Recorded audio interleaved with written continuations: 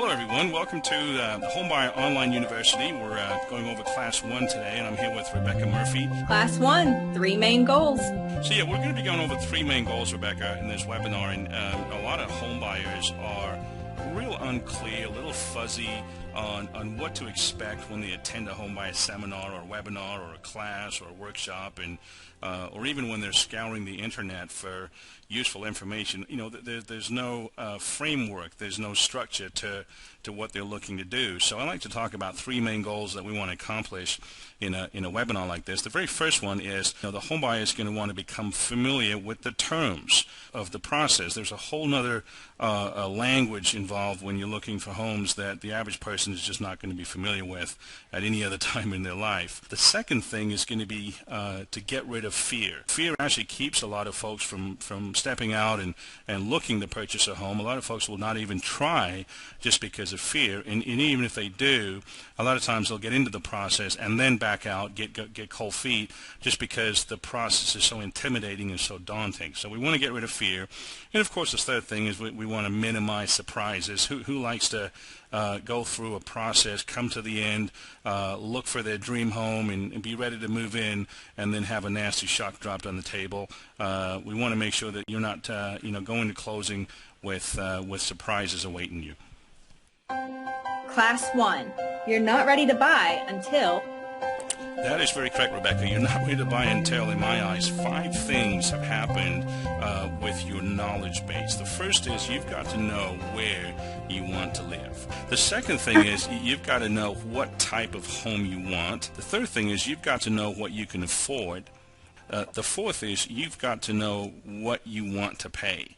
And that's different to number 3. What you can afford, or what somebody tells you can afford, or what you're qualified for, isn't always the same as what you want to pay. And that's important that you make a distinction between the two. And the fifth thing is that you've got to know and understand all your loan options that are available to you. And in my mind, you're not ready to really step out and launch into the home buying process until you've got all 5 of these steps under your belt in your knowledge base. Class 1, look, buy, own in 7 steps. That is exactly right, Rebecca. Looking is not the same as buying, and buying is not the same as owning. And there's a sequence here. You've got to look first, go through the act of buying second, and then you own. And there's 7 very clear, distinct steps that you're going to have to follow that are pretty conclusive. And if you follow those 7 steps, you're going to wind up owning a home. The first is you've got to make the decision to buy. And you've got to know what your reasons are for wanting to buy. And we're going to talk about that here in just a moment. Second thing is you've got to assemble a team. Buying a home is a very scary process, especially if you try to do it by yourself. You've got to have some professionals that you put your faith in, that are recommended, that will be a part of your team that helps you get from point A to point Z. The third thing is you've got to get your home loan in place. That means that your financing has got to be intact before you ever get in the car to go look at a house. Your financing's got to be in place. Your home loan's got to be in place. Number 4 is that you've got to identify the homes that you like, which also means eliminating and ruling out the ones that you don't like. Number 5 is you've got to make offers on these homes, and of course we're going to be talking about what an offer is and what are some of the important things that go in an offer.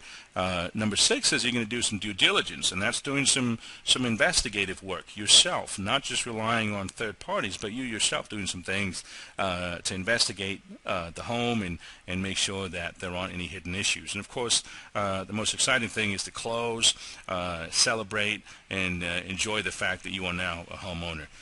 Class 1, step 1, make the decision to buy. Make the decision to buy. I love that because none of this begins until you've persuaded yourself, Rebecca, inwardly that this is something you want to do. And you've got to know your reasons for wanting to buy a home. In my experience in doing this over the years, there are really 2 types of reasons. There's an emotional reason, and then of course there's a rational reason, and you really can't have one without the other. No one I know goes into a home and buys a home just because they feel like it. You've got to think it through. And then by the same token, I don't know a lot of people that buy it just because they crunch a bunch of numbers and think this is the right thing to do. There's got to be a mix of the 2. Charles, what's the difference between an emotional and a rational reason? Great question, Rebecca. An emotional reason basically is one that is not so calculated, I would say. Emotional reasons, when I think of that, Rebecca, I think of stuff like, kids playing outside and you feeling safe for them playing outside. You're familiar with the neighborhood. You're familiar with the kids that they're playing with. Thanksgiving dinners, we think about things like this. Christmas is around the tree, or decorating the place to make it look like something that's kind of a reflection of who you are, your taste. And these are the kinds of things that are not really rational. No one sits there and, figures that out on a laptop or a calculator. It's just what we want. It's a deep-seated emotional drive, if you would, that we have within ourselves, especially in this country, to own a home and call it your own. It's an achievement, and that's very different to talking about things like, equity build-up or messing around with a rent versus own calculator or talking to your tax guy about the tax benefits. In my mind, that's the rational side of buying a home. What is a rent versus own calculator? A rent versus own calculator, Rebecca, is basically a little calculator where you can punch in some figures and the system will tell you, the system will give you a set of numbers comparing what your total monthly or yearly outgo will be in renting versus buying a home. And here's an example. If you look on your screen, I'm going to go through this particular example right now.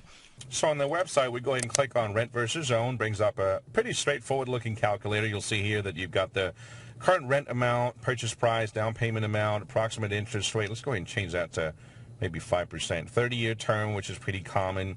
How long you plan to stay in the home, so you can do a pretty good comparison. Click on the Calculate button, and you'll see over here on the right that there's a significant savings by owning a home, approximately $30,000. As opposed to renting. Let's change the current rent amount, bump that up to $1,200 a month, and see how that changes things. As you can see, if I change that to $1,200 a month in rent, the savings by owning a home compared to renting a home over a 7-year period is almost $49,000. Pretty significant. Now I'm going to go ahead and change the tax rate here to 1.5 and click on the Calculate button. Let's change the years in there. Say you're only going to be in the home for 5 years. Click again and see what happens here in terms of the total savings. Again, about $25,000 better off by owning a home compared to paying rent. And there's plenty of different scenarios and figures that you can put in here to help you come up with a rough idea of how much better off you are owning a home compared to renting. As you just saw in that video, Rebecca, the benefits of actually owning a home, especially over the long term, are pretty significant compared to choosing to rent, as you saw in that calculator. What kind of tax benefits are available for new homeowners? The main benefit, Rebecca, is really being able to write off the interest that you pay on your mortgage. There are about 2 to 3 components of your regular monthly payment that are tax deductible. The mortgage interest is tax deductible. Your property taxes that you pay, that we all pay to the county that the property is in, that's tax deductible. And then, of course, mortgage insurance is tax deductible as well. So by and large, if you take a regular rent payment and compare it to an equivalent dollar amount as a house payment, you're coming out, light years ahead by making a house payment. Now, let's take a look at this quick little tax savings calculator that's on here that shows us some actual numbers. If you were to take an example rent payment and compare it to a similar house payment, you can see what happens. The first thing we're going to do is go ahead and click on the interest tax savings calculator, and that brings us to this real simple looking calculator where you're going to go ahead and input your property value. I'm going to pick $150,000, nice round figure. Let's pick an easy loan amount of $100,000. Interest rate of say 5 1/8%. Over 30 years, which is pretty common. Say it cost a 0.1% to get that rate, for example, and we want to see what the savings are. Let's say after 6 years, we could put 10 years on there.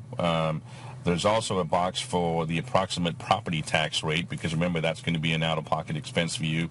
And we also want to know what your income, your federal income tax rate is, based on which you are taxed for federal income. As soon as I click on Calculate, the system brings up a response. Now, here's a different example that I did earlier of a $200,000 property value, 180,000 loan amount, 5.5 rate, and you'll notice that we're looking at the savings over 10 years. And as you can see on the screen, the system tells you pretty quickly how significant the interest tax savings are, beginning with about $1,500 in the first year through to a total of about $12,000 that you'll save in tax savings over the 10-year period. Now, please understand, obviously this is not tax advice. All of these figures you need to go over with your tax preparer or your tax consultant. It's kind of a brief overview, but it gives you an idea based on your personal income tax rate and some parameters to do with the property, like the property value, loan amount that you're borrowing, the cost of getting that interest rate, the property tax rate, all these important parameters. Based on that, kind of gives you a rough idea how much you can expect to save by purchasing a home compared to renting, because obviously there are no tax interest savings on paying a rent payment. So as you just saw in there, the tax benefits can be pretty considerable. I also want to talk about inheritance choices. You know, a lot of us think to ourselves, wow, 30, 40, 50 years from now or sooner, when we're ready to move on, and what would we have to hand down to our children? You know, being able to hand a home down to your kids as an inheritance is a terrific thing, and being able to do that without that property having any encumbrance on it or a loan on it is an even more incredible thing. So you got to ask yourself, hey, you know, what will you leave behind? What other than your legacy, you know, what will you leave behind for your kids? Are you able to leave a property behind that's free and clear? And if that's the case, you've got to get on the home buying, you know, bandwagon right away. Charles, how long does it typically take to pay off a home? To pay a home off, you know, most loans that folks get these days, Rebecca, are 30-year mortgages, and, you know, every so often I see a 15-year term or a 20-year term, but most folks will have 30 years to pay the home off. Now, that doesn't mean you have to take the whole 30 years to pay the home off, because if you do, you're paying an awful amount of interest to the bank. If you strategize and plan ahead, there are a couple of ways to pay it off sooner. One is to use what's called a biweekly program. And with a biweekly program, you don't feel the pain of making additional payments. All you do is you take your regular monthly payment and cut it in half and send it in, you know, twice a month instead of sending in one payment per month. Now, by doing so, you can take, you know, you can shave off maybe 7-8 years off a 30-year term. The other way to do it, Rebecca, is actually, you know, make additional principal payments every so often as you can, when you can, and that'll chip away at that principal and enable you to pay the home off much sooner than a 30-year term. What is a principal payment? Is that one of the terms you were talking about earlier that's important to know? It is. A principal payment is actually a payment that's applied entirely to the balance of the loan. See, if you borrow $100,000 and let's say your principal and interest, for argument's sake, is, I don't know, $550, for example, if you were to make a $550 payment, that doesn't mean that all of that's going to chip away at that $100,000 balance. You might have, oh, I don't know, maybe, you know, $50 go towards chipping away at the balance, and the other $500 might be interest. And so over time, you're going to be paying more principal and less interest. At the beginning, you're going to pay more interest and less principal. But if you designate a payment and send it in as being entirely principal, then that has to go to the entire against the entire principal of the loan.